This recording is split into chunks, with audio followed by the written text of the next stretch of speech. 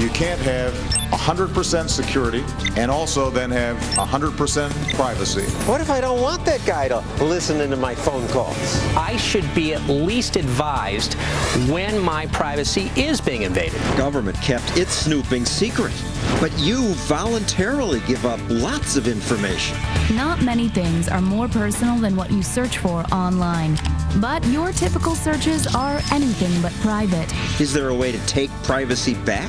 That's my real social security number. The drones, the data brokers online, the government. They know what you do. That's our show tonight.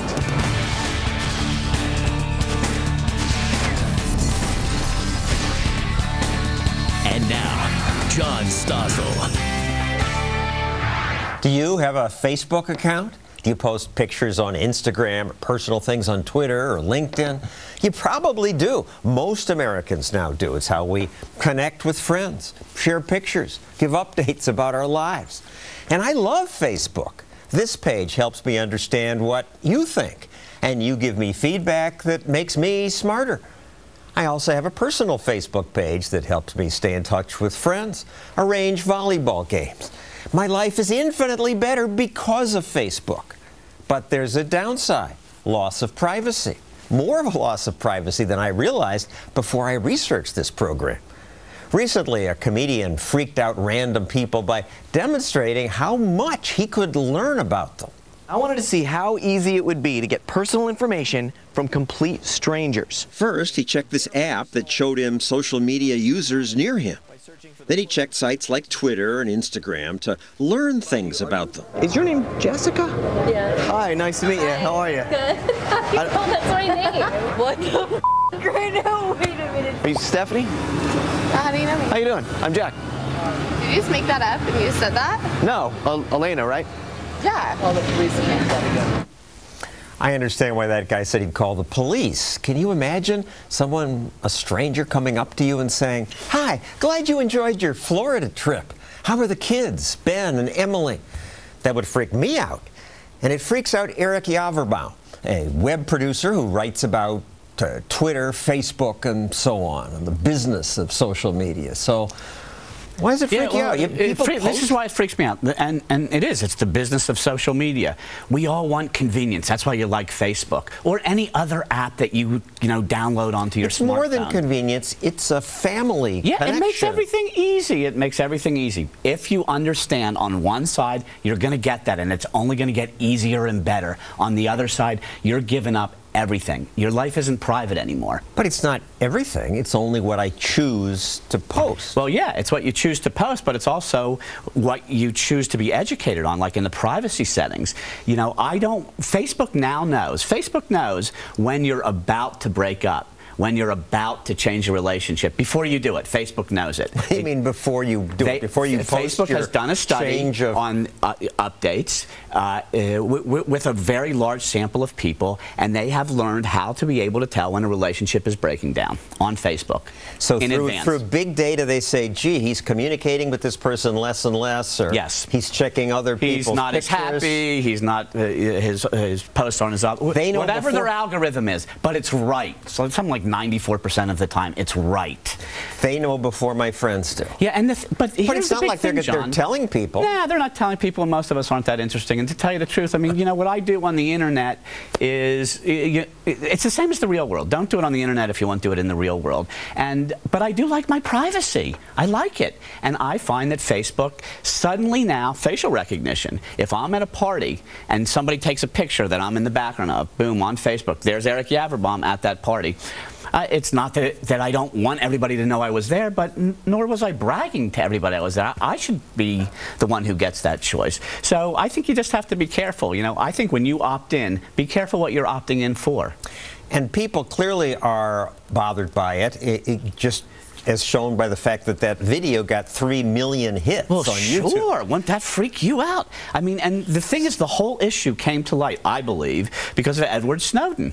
Everything about the NSA and what we saw, it's our own government. Everybody's watching everybody. There is no secrets. Once you type it in your keyboard, it's public information, and as long as you accept that, you can get a lot of convenience. And there is a difference. And I made a deal with Facebook when I signed up, or Google. I didn't make a deal with the NSA. No, but you know, the deals that you're making when you check the box, you're signing up for a lot more than you. Your Apple agreement that you signed if you have an Apple computer includes a clause that prohibits you from developing nuclear warfare. Not only do social media sites know lots about us, they make money selling what they know about us. And you say you didn't agree to that? You actually did. Just about every time you use the internet, you have to agree to what they call terms and conditions. This video is from a movie that raises questions about that. Now, I routinely click agree, but I never read the terms and conditions because they're endless. Few people read them. In Grand Central Station, I found one guy who said he did. You've seen the terms and conditions screen. Do you ever read that? I do. You do? Because I actually want to know what I'm agreeing to. And have you ever refused to sign? No. Everyone signs because you want to use the website. And except for that one guy who claims he reads it, nobody reads the fine print because... If you were to read everything you agreed to, it would take 1 full month of work out of every year. Here's an example from LinkedIn's terms. You grant LinkedIn a non-exclusive, irrevocable, worldwide, perpetual, unlimited, assignable, sublicensable. So LinkedIn takes pretty much everything forever. You'll find this kind of language in Google, Pinterest, Facebook, pretty much anything that people consider free. You guys! You gotta help me! South Park did a show where Kyle fears men from the government are going to get him because he clicked agree. Why? What did the terms and conditions for the last update say? I don't know. I didn't read them. You didn't read them? Who the hell reads that entire thing every time it pops up? No one reads it. Colin Hoback directed that film, so what's your point? If you read them, you click it, so what? I mean, look, these terms and conditions are designed not to be read. They strip you of rights in these terms and conditions. They basically take away the Constitution in terms and conditions and say, look, even though you have these rights in the physical world, in the digital world, you don't have any. Europe has a law that requires companies to tell customers who ask exactly what data about me do you have stored. Got it right there, just to have like an idea how much it actually is. That's 1,222 pages. And yet it's easy for Facebook to zip through that information and learn private things about you. So you just type in one word, let's say demonstration or sex or a political party or something, and within a second you find the right information. So within a couple of minutes you can figure out what people voted for, what, I don't know, psychological problems they have, what parties they've been to. All these informations are like really easy to find actually. So let's say I got my stack of information. I don't see what I gain by having that. Well, what you gain is fear. You can build a really detailed profile about someone. I mean, this goes far beyond what any government organization was ever capable of in the past. You know, this goes beyond the Stasi. This is something which governments have wanted for a very long time and which Facebook does for them readily. All right, but at least with Facebook or Instagram, if I don't like what they're doing, I can say, you're selling my stuff? I'm not going to do business with you. And there was an example, Instagram backed off. National Geographic pulled out of Instagram and they changed the policy. Yep. So we have power with these businesses. We have power if we have knowledge. But overall, I think it's pretty frightening how much our privacy is invaded and that we don't know it. A couple years ago, Facebook changed its privacy settings. Yeah, overnight, Facebook went from basically allowing users to have their settings, private settings, to turning all of those switches basically on, saying now default is to share with the entire world. If you had gone in before, had your settings put to private, they flipped them to public. So you actually had to proactively go in and say, no, no, no, I want to keep my things private and keep my information private. But that's only if you can actually figure it out. It's not so easy. Right. You got to go back and figure it out. People didn't know about it. At a tech conference, Mark Zuckerberg was asked about the change. Doing a privacy change for 350 million users is a really, you know, it's not the type of thing that a lot of companies would do. You know, we decided that these would be the social norms now. Over the course of a night, Facebook turned what was once private information into totally public information. You didn't hear about people leaving Facebook. Well, I mean, this is the reason I made terms and conditions may apply, was to bring awareness to these issues, because we are busy people, and they also prey on our desire to connect. And in exchange for that, we don't really want to take the time to think about the ramifications. We just want it to work. But meanwhile, there's a 5-year-old out there right now who's going to lose the presidential race when he runs because of something that happened in his youth. He's going to give it away. Well, I don't think we'll blame 5-year-olds, but 20-year-olds, definitely. People post very intimate things. Oh, yeah. I mean, well, if you think about what you type into a Google search engine, and those searches are stored, what you share with Google is probably more personal than what you write in a diary. What young people share with each other is pretty intimate. Who they slept with, how they felt about it. There's no mistakes. Cullen tried to interview Mark Zuckerberg about privacy, and Facebook didn't respond to his emails, so he chased Zuckerberg down at his house. Mr. Zuckerberg? Hey, I'm working on a documentary. I have a little blog here, but wondering if I could just ask you a couple questions. Sorry. Really? Can I ask, do you still think privacy is dead? Now, what was your point in doing this? Well, you know, Facebook time and time again has told us privacy is dead. We're pushing the social norms. But the reality is that privacy is not dead. Facebook and all of these social media companies need for privacy to be dead because that's what aligns with their business models. What do you want them to do? Not do it? It's free. They have to make money by selling ads and There are different business models out there. Different ways in which we can share that don't involve the company necessarily aggregating every single piece of information about us under the auspices of being able to advertise better. We're going to innovate our way out of this hole. It's the only solution. We have to start thinking about how to build systems with privacy at the forefront, but in order for that to happen, people have to understand why privacy matters. Now on to the next generation of privacy invading technology, Google Glass. Have you seen these? Sometimes they have lenses and look like real glasses, but this is the new technology. It lets you learn more about what you're looking at and do other things. I can go like this, okay glass, and take your picture. I don't like it. I feel like that's too much exposure. And I don't know how I feel about that. That's a little scary. It definitely freaks me out that you could know my name before I even talk to you and know information about me. So should the government do something to protect us? I mean, I think the government eventually is going to have to regulate somehow. Once these are more widespread, you think people could go around like this, they would be glass holes? Yes. Google actually posted a note on its website saying if you use Google Glass, don't be a glass hole and invade people's privacy, I guess. I mean, that's how it should work. Google is saying, you know, be reasonable. Yeah, be reasonable and give this toy that captures absolutely everything and completely invades our privacy. Be reasonable. I don't know how you can be reasonable. Well, you want to ban it? No, once again, we can't. That's happening. Well, they could. Government can do whatever it wants. I think Google Glass will just get better and will just get more intrusive. And I just think people need to understand that. Thank you, Eric and Cullen. To keep this conversation going on Facebook or Twitter, use that privacy hashtag. Let people know what you think. Coming up, flying cameras, a new way for government and others to spy on us. Be up in the air, take a picture of your family sitting on the beach while on vacation in Hawaii, and share it out to your friends. Next, however, how crooks can use the web to steal your identity.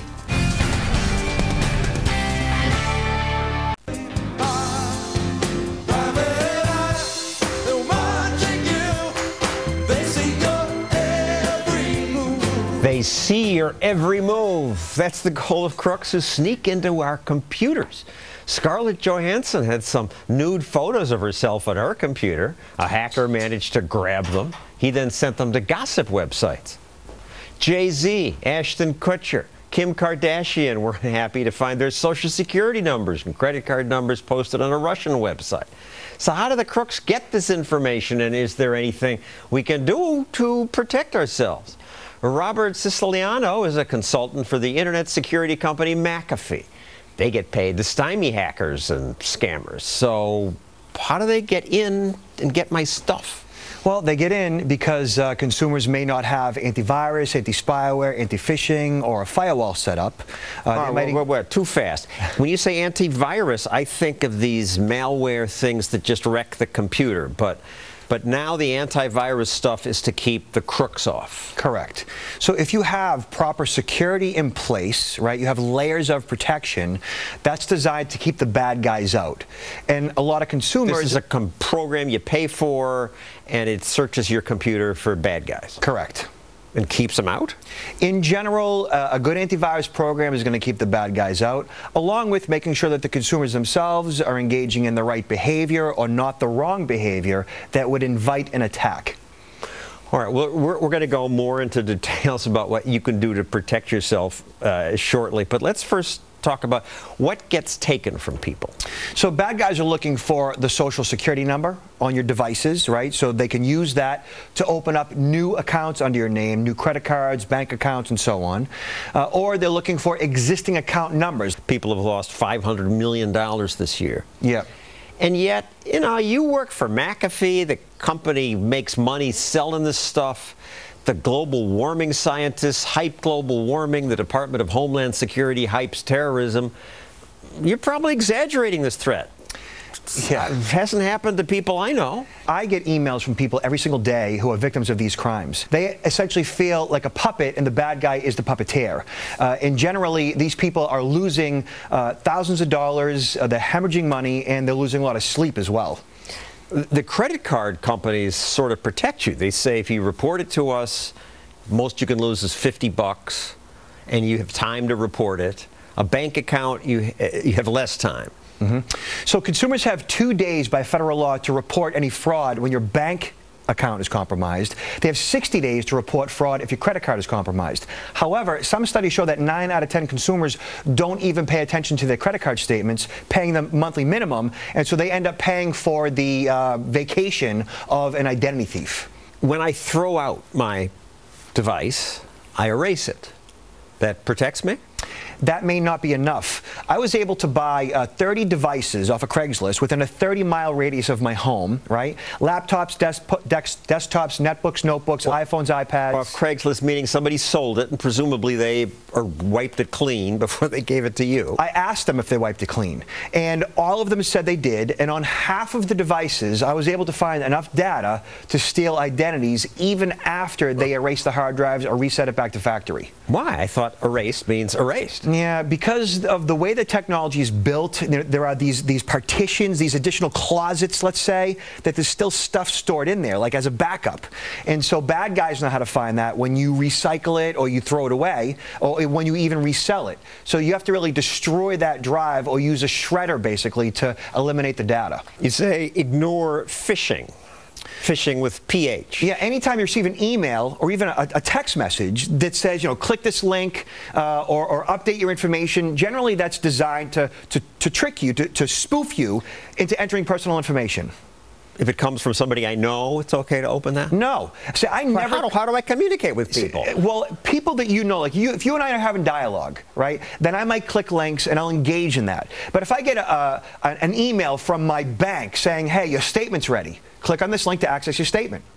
I'm not going to click that link. And it's so convenient for us simply to click that link, and bad guys know that. Whereas if you were to maybe type it into the address bar or go to your favorites menu or use a password manager, these extra steps that you might take protect you.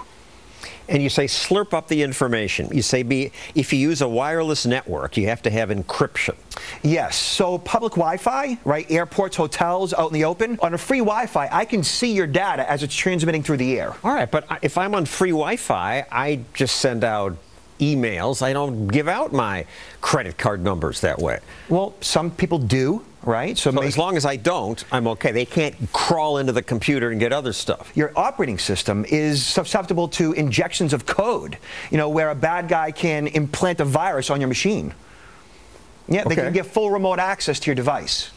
And finally, change the password and don't use the same password. Correct. Nobody does that. I mean, we all tend to use the same kind of thing. Look, if you have the same password for all of your accounts with the same username, if one account gets hacked, all of those accounts can get hacked. Okay? So, and when the bad guy gets access to your email, he owns you. So you want to change up your passwords, uppercase, lowercase, numbers and so forth, and have different passwords for different accounts. How do you remember them?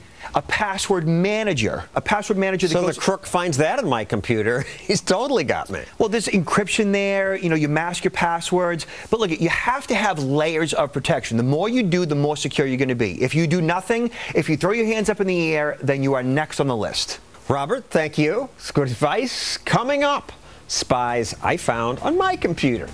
And also, if strangers take our picture, should we care? I don't mind. It's not like it's going to be on TMZ.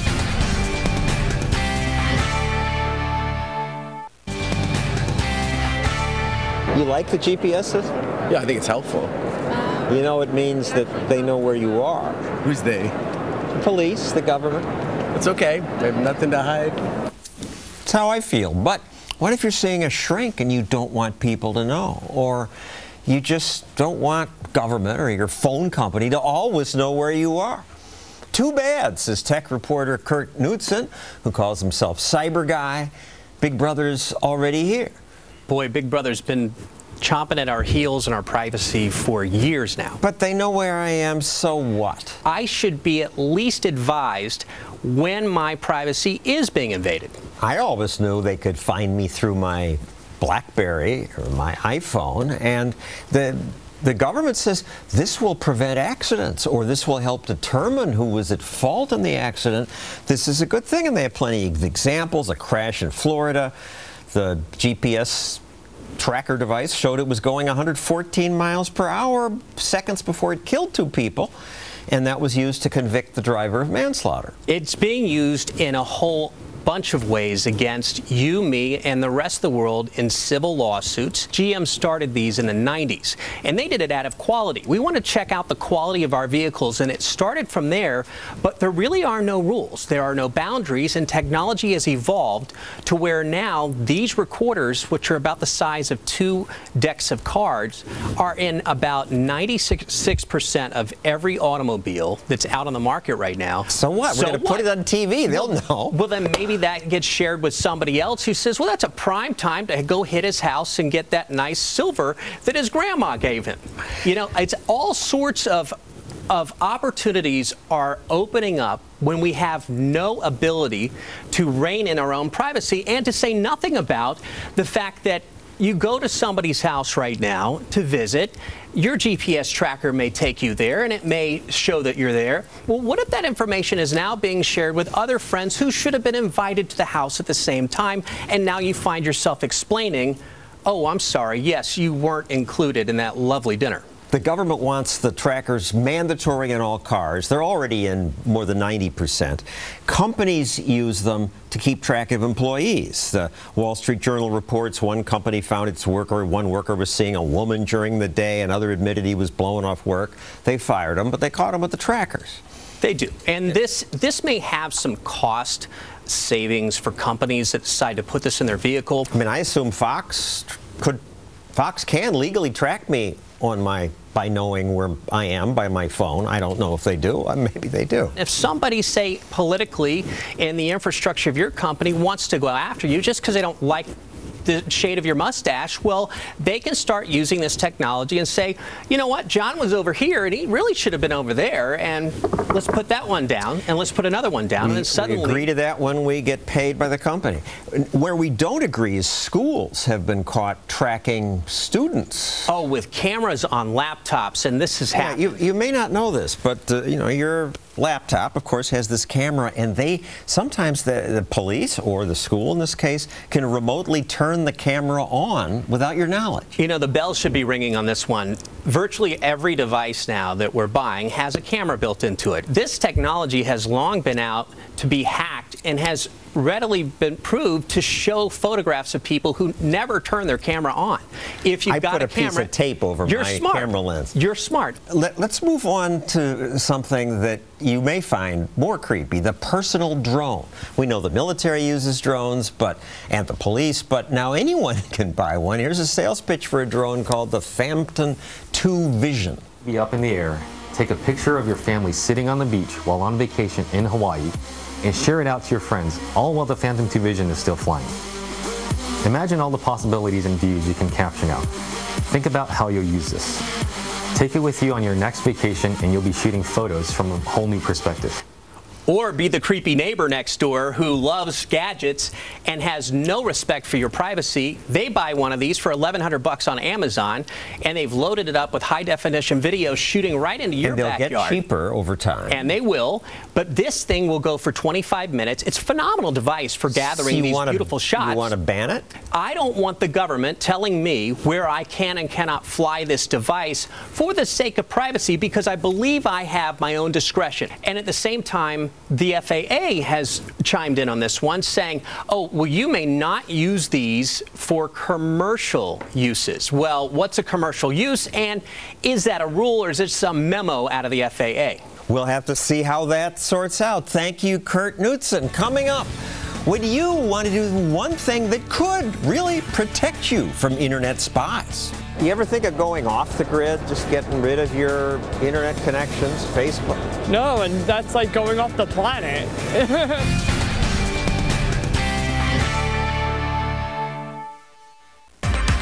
Gen strips, as low as $8.95 for a box of 50.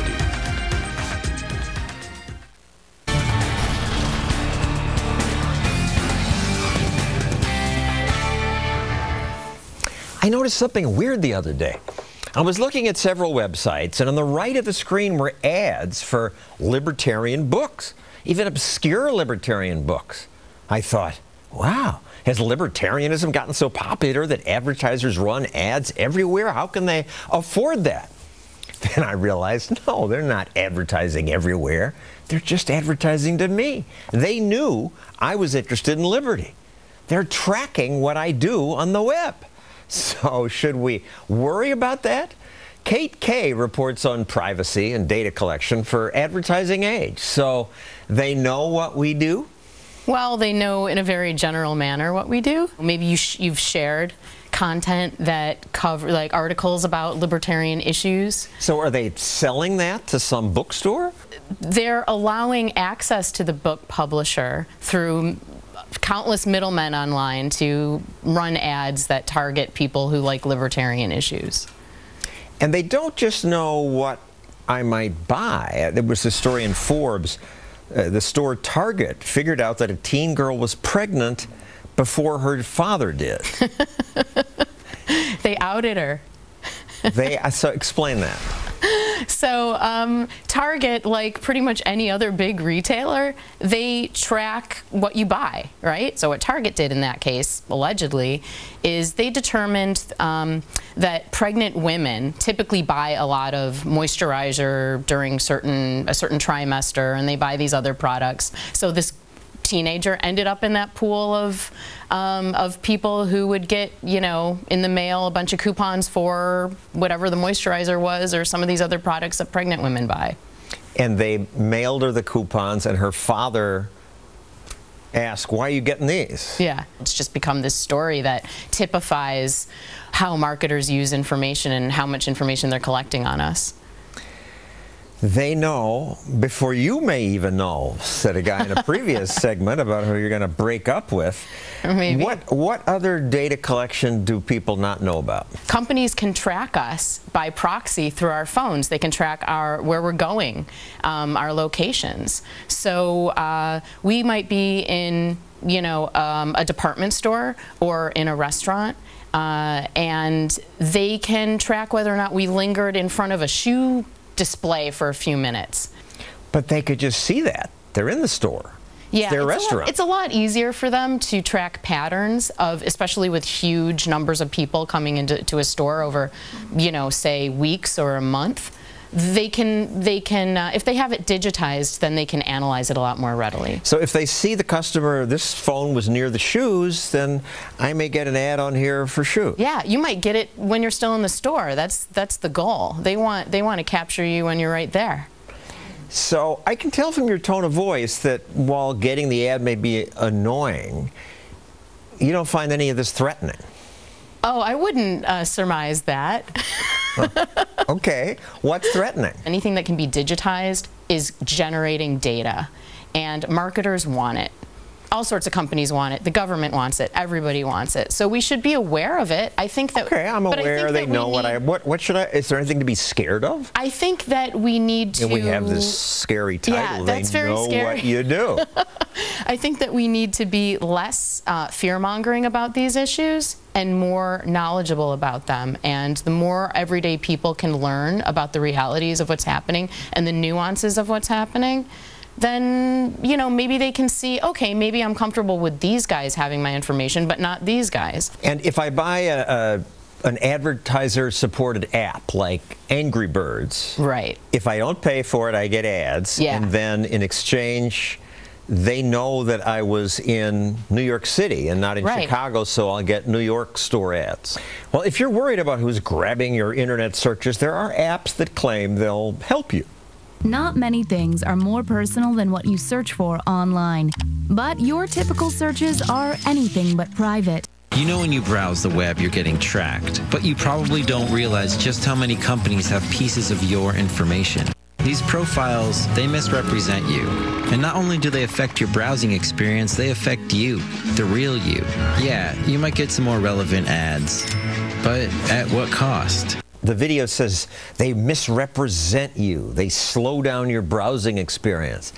Is this true? The slowing down of the browser experience is definitely true. I mean, how many websites do you visit on a regular basis and it takes, you know, 5 seconds to load the page because there's an ad that's trying to come up? I downloaded Disconnect, and it tells me that when I use the internet browser Google Chrome and go to Facebook, all these other sites grab information from me as well. If I go to Amazon, these sites watch. Even one of my favorite sites, Reason.com, has all these other sites spying. And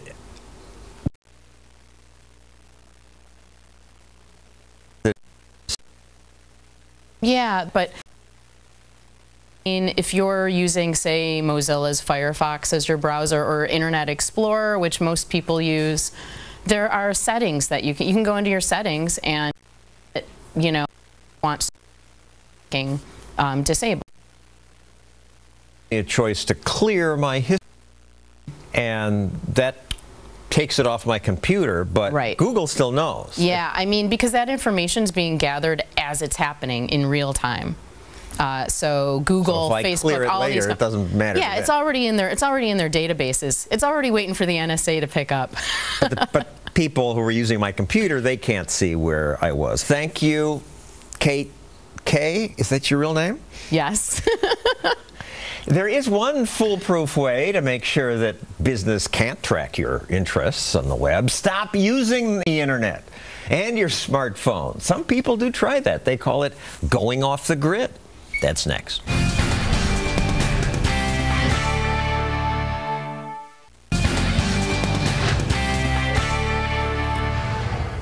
I'm addicted.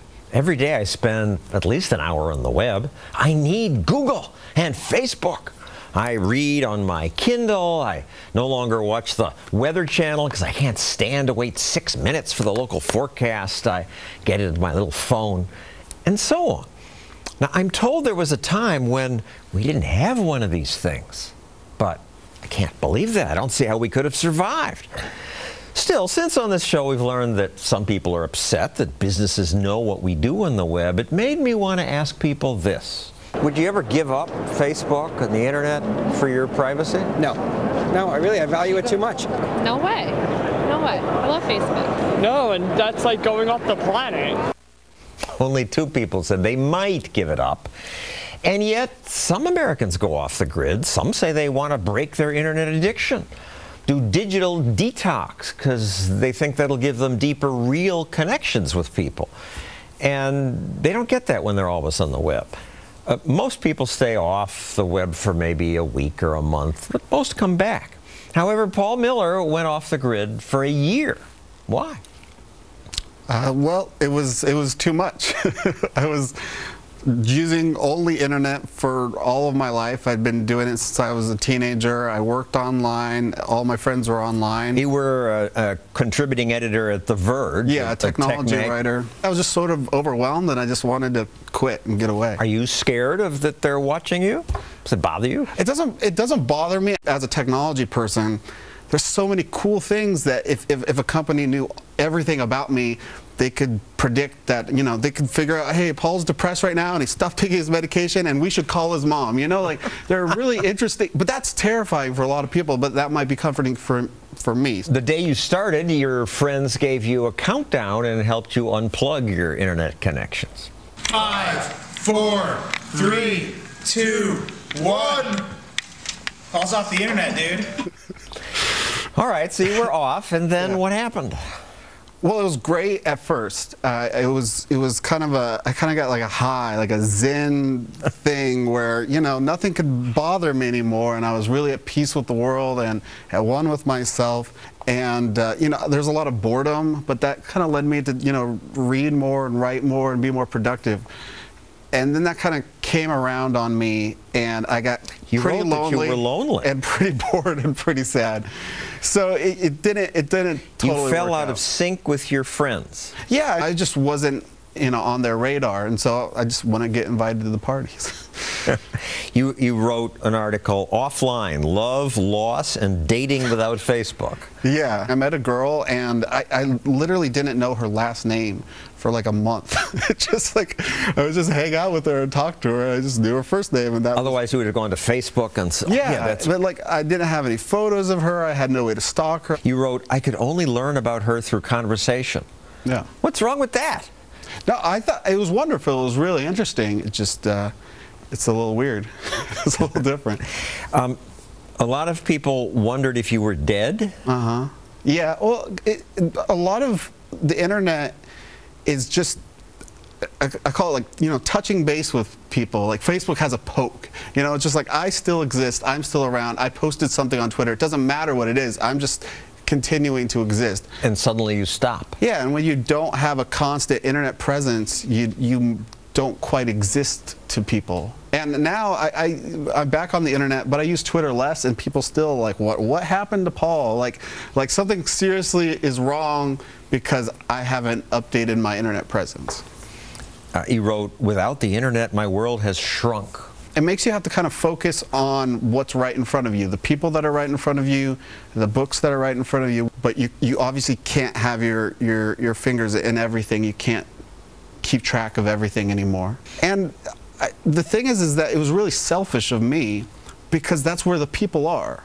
Was it hard to go for a year? I couldn't do it again, but for that time, I just was sort of in this, you know, I'm just not. You couldn't do it again? Why not?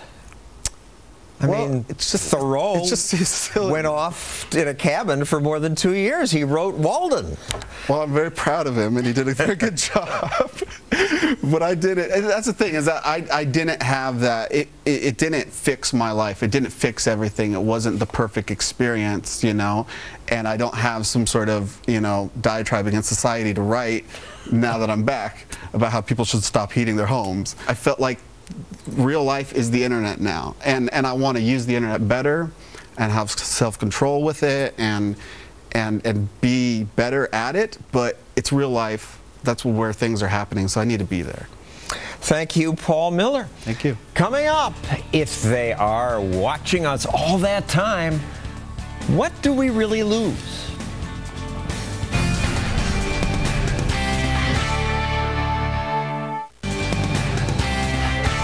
What if I don't want that guy to know everything I'm doing? Go away. Why won't they leave us alone? But I guess it's pointless for me to complain. They know what I do. Privacy apparently is a thing of the past.